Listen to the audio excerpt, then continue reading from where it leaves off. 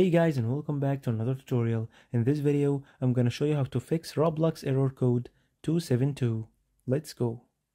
But before we start, don't forget to hit the like and subscribe buttons to watch all the upcoming videos, and let's dive in.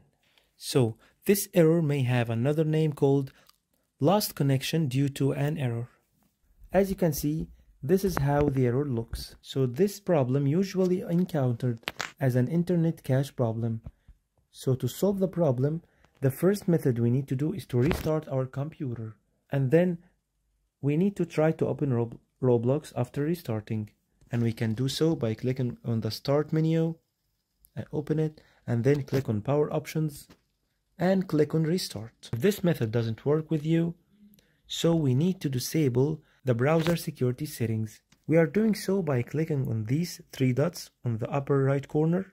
I'm using Microsoft Edge. It's different from a browser to the other one. After that, go to settings and then go to privacy, search and services.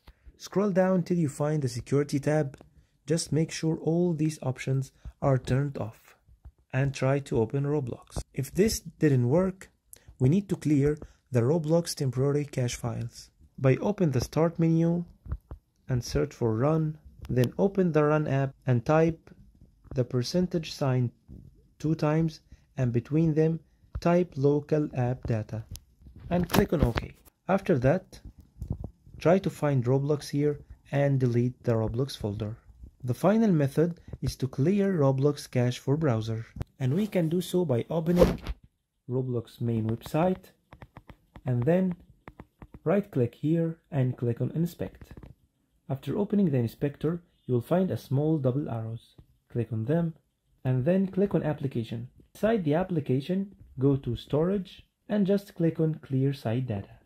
And these methods will fix your problem. If you found this video useful, don't forget to hit the like and subscribe buttons to watch all the upcoming videos. And goodbye.